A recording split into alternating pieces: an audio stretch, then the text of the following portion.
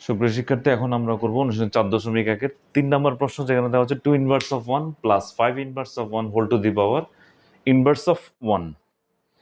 তাহলে সেক্ষেত্রে আমরা লিখতে পারি যে 2 ইনভার্স অফ 1 সমান হচ্ছে 1/2। আমরা বলেছিলাম a inverse of 1 equal to 1/a।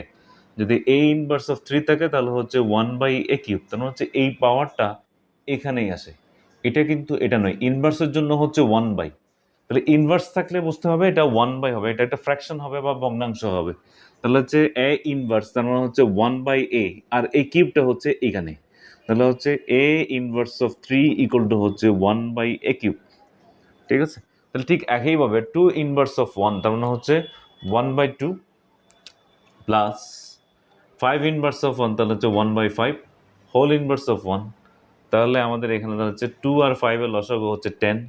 10 যদি হয় তাহলে এখানে হচ্ছে 5 প্লাস 2 হচ্ছে, কারণ 2 দিয়ে আমরা যদি 10 কে ডিভাইড করি তাহলে হচ্ছে 2 দ্বারাই 5 দ্বারাই, 5 কে 1 দ্বারা গুণ করলে 5 হয়, প্লাস দিলাম 5 দিয়ে আবার 10 কে ভাগ করলে হয় 2, 2 ইন্টু 1 যখন 2 দাঁড়ালো, এখানে ইনভার্স অফ 1 দিলাম আমরা। তাহলে 5 প্লাস 2 আমরা 7 হোল ইনভার্স অফ 1। দেখেন, আমরা বলেছিলাম যদি কোনো রাশির উপর যদি ইনভার্স থাকে, ইনভার্স থাকলে 1/, তত হয়। তাহলে সেক্ষেত্রে আমাদের যেহেতু এই রাশিটা 7/10 হোল ইনভার্স অফ 1 আছে, তাহলে আমরা লিখবো এখানে ইকুয়াল টু 1/7/10।